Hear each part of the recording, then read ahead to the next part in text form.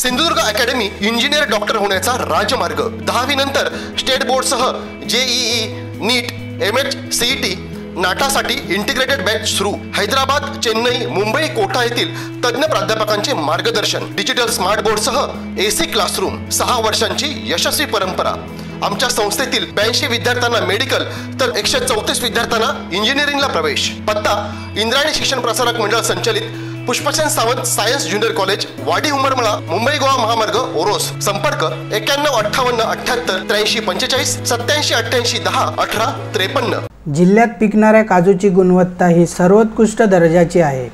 या काजूला हमीभाव मिळावा अशी मागणी वारंवार येथील शेतकरी करीत आहेत, परंतु शासनाच्या निर्णयामुळे प्रति किलो 10 रुपये अनुदान शासनाने जाहीर केले आहे व किमान 50 किलो व कमाल 2000 किलो अशी मर्यादा घालून दिली आहे। त्याचप्रमाणे विक्री केलेल्या काजूला व्यापाऱ्यांकडून जीएसटी बिल घ्यावे अशी अट घातली आहे। त्यामुळे या शासन निर्णयामुळे काजू उत्पादक शेतकऱ्यांवर अन्याय झालेला आहे। केवळ शासनाने काजू उत्पादक शेतकऱ्यांची दिशाभूल केल्याचे दिसून येत आहे। त्यामुळे किलो मागे किमान 50 रुपये अनुदान शासनाने शेतकऱ्यांना द्यावे व जीएसटी बिलाची अट रद्द करून शासनाने शेतकऱ्यांना सरसकट अनुदान द्यावे अशी मागणी उद्धव बाळासाहेब ठाकरे कणकवली विधानसभा प्रमुख सतीश सावंत यांनी केली। शासनाच्या निर्णयात बदल करण्यात यावा। आपणाकडून अपेक्षित कार्यवाही न झाल्यास 30 जुलै रोजी आमदार वैभव नाईक यांच्या नेतृत्वाखाली सिंधुदुर्ग जिल्ह्यातील काजू उत्पादक शेतकऱ्यांना सोबत घेऊन शिवसेना उद्धव बाळासाहेब ठाकरे पक्षाच्या वतीने कार्यालयासमोर शासन निर्णयाची काजू टरफले पेटवून होळी करून तीव्र आंदोलन छेडण्यात येईल असे सतीश सावंत यांनी बोलताना सांगितले। पाहुयात काय म्हणाले सतीश सावंत। 9 जुलै 2024 रोजी महाराष्ट्र शासनाने काजू उत्पादक शेतकऱ्यांनी 1 किलोला 10 रुपये अनुदान देण्याचा निर्णय घेतलेला आहे।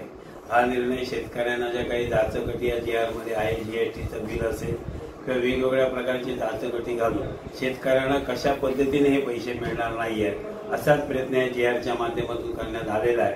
आणि म्हणून जिल्हा शिवसेनेच्या वतीने कुडाळ मालवणचे आमदार सन्माननीय वैभवजी नाईक यांच्या नेतृत्वाखाली 30 तारीखला जिल्हाधिकारी कार्यालयाच्या समोर काजू टरफलांची होळी करून त्या होळीमध्ये या जीआरची होळी करून त्याचा निषेध करणार आहोत। शासनाने 30 तारीखच्या आत या जीआरमध्ये बदल करावा। जीएसटीची बिल आज कोणत्याही शेतकऱ्यांजवळ मिळणार नाही आहे किंवा ज्या जाचकटी आहेत त्या त्यांनी शिथिल करावे आणि यासाठी काजू टरफलाची होळी करून त्या होळीमध्ये या जीआरचा त्या ठिकाणी होळी केली जाणार आहे आणि जिल्हाधिकाऱ्यांची भेट घेऊन या जीआरची या ठिकाणी जीआरमध्ये बदल करावा अशा प्रकारची विनंती आम्ही शासनाला करणार आहोत। तर जास्तीत जास्त सिंधुदुर्ग जिल्ह्यातील काजू उत्पादक शेतकऱ्यांनी 30 तारीखला 11:30 वाजता जिल्हाधिकारी कार्यालय येथे काजू उत्पादक शेतकऱ्यांनी हजर राहावं। ज्या ज्या काजू उत्पादक शेतकऱ्यांवरती अन्याय होतो, एकंदरीत जे शासनाने सांगितलं होतं की काजूला हमीभाव आम्ही देणार आहोत, पण हमीभाव ते देऊ शकत नाहीये। पण या काजू उत्पादक शेतकऱ्यांच्या जखमेवरती मीठ तोडण्याचं काम आणि त्यांची चेष्टा करण्याचं काम आज या महायुतीच्या सरकारने केलेलं आहे आणि त्याचा निषेध म्हणून या जीआरची आम्ही होळी करणार आहोत। शासनाने या जीआरमध्ये शेतकऱ्यांच्या हिताचे बदल करावे आणि बदल करण्यासाठी आमदार वैभव नाईक यांच्या नेतृत्वाखाली आम्ही या जीआरची होळी करण्याचा निर्धार जिल्हा शिवसेनेच्या वतीने करण्यात आलेला आहे। ताज्या अपडेट्स आणि ताज्या बातम्यांसाठी आजच सबस्क्राइब करा आपला Sindhudurg digital news channel. Like करा, शेअर करा, कमेंट करा आणि महत्त्वाचं म्हणजे बेल आयकॉनला क्लिक करायला विसरू नका।